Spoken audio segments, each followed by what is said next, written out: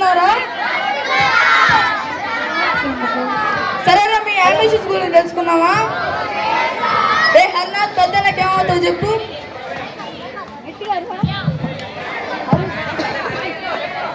Sir నేను doctor అవుతాను sir. Very good అమ్మా.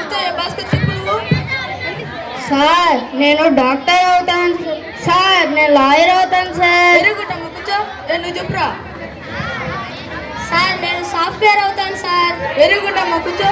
రాజేష్, పెద్దలకి ఏమవుతావురా? సార్ నేను డాక్టర్ అయ్యి లాయర్ అయ్యి పెద్ద సాఫ్ట్వేర్ కంపెనీలో పోలీస్ అవుతాను సార్. ఇవన్నీ అయ్యేలోపు నువ్వు కూడా ఎక్స్పైర్ అవుతావు. కూర్చోరా.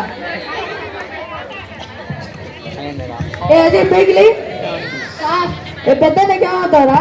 పెళ్లి కొడుకుని అవుతాను సార్. అది కాదురా, పెద్దలకి ఏం చేయబోతున్నావు? సార్ పెళ్లి చేసుకుంటాను సార్. అది కాదురా, పెద్దలకి ఏ సాధిద్దాం అనుకుంటున్నావు? పెళ్లి కూతురు సార్.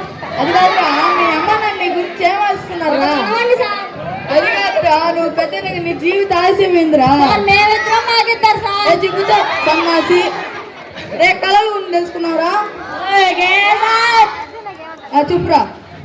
సార్ మా ఇంటి వెనకాల శశికళ తెలుసు సార్. చంద్రకళ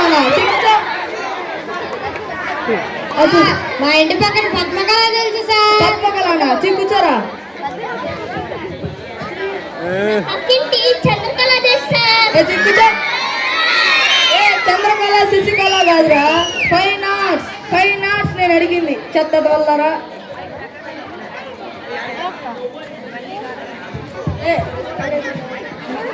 ఎన్ని కాదురా, జగన్ క్వశ్చన్స్ చేసుకున్నారా? చెట్టు కింద న్యూటన్ కూర్చోన్నాడు రా. యాపిల్ కింద పడడం వల్ల భూమికి గురుత్వాకర్షణ శక్తి ఉందని కనుక్కున్నాడు రా. దీన్ని బట్టి మీకేమర్థమైందిరా? చెప్పురా. క్లాస్ రూమ్ లో కూర్చుంటే ఏం చేయాలి సార్? అదే చెట్టు కింద కూర్చుంటే అన్ని చేస్తాం సార్. 10 చేసేవాళ్ళు కూర్చో. అది పైకిలి. సార్ నెలలో రాయబడితే ఏమవుతురా? మునిగిపోతుంది సార్. అదే కప్పగానంటే తాగుతుంది సార్. దీన్ని బట్టి నీకేమర్థమైందిరా? రాయికి ఎదురా సార్, కప్పుకి ఎదొచ్చు సార్. కూర్చో. కర్త కర్మగిరి చెప్పండి రా. చెప్పురా. సార్ నాకు ఫోన్ దొరికింది సార్ మొన్న.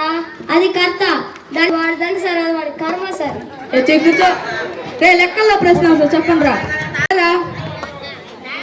విజయవాడ నుండి వరంగల్కి 4 గంటలు ప్రయాణం. నేను 10 గంటలకు బయలుదేరాను. మన తెలుగు మాస్టర్ 10:30 బయలుదేరారు. అయితే మేము ఎన్ని గంటలకు జరుపుకుంటారా? సార్ నేను చెప్తా సార్. చెప్పురా. సార్ మీ ఇద్దరు రోజు 12 గంటలకి కాఫీ షాప్ లో కలుసుకుంటా సార్. కూర్చోరా, నువ్వు 10 చేరుకున్నావు. కూర్చో. చదువు మీద శ్రద్ధ ఉండేవారు చదువు సంబంధించిన జవాబులు చెప్తారా? అదే చదువు మీద శ్రద్ధ లేని వారు ఇలాంటి చెత్త సమాధానం చెప్పి వాళ్ళ జీవితాన్ని నాశనం చేసుకుంటారు. ఇది కేవలం పని కోసం చేయబడింది. ఇది ఎవరిని ఉద్దేశించి కాదు.